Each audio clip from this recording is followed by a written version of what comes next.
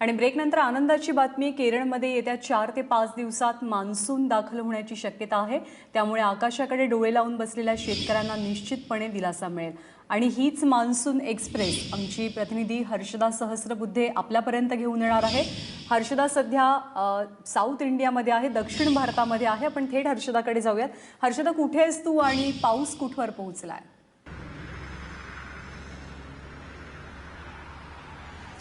ज्ञानदा, मी आता तमिळनाडूतून प्रवास करतेय आणि कालच कर्नाटक क्रॉस केलं। कर्नाटकमध्ये तर प्री मॉन्सून पाऊस आहेच आहे, केरळमध्ये सुद्धा आहे, आता तमिळनाडूच्या मदुराईमध्ये आहे। आता जो काही पाऊस पडतोय तो प्री मॉन्सून आहे।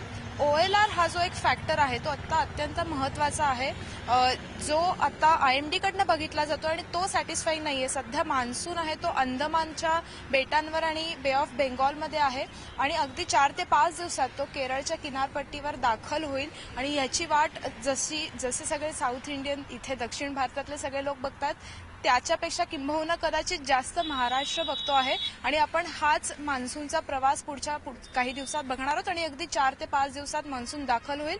OLR हा एक महत्त्वाचा फॅक्टर आहे, तो एकदा सॅटिस्फॅक्टरी आला की त्यानंतर मान्सूनचा ऑनसेट झाला असं IMD डिक्लेअर करू शकते।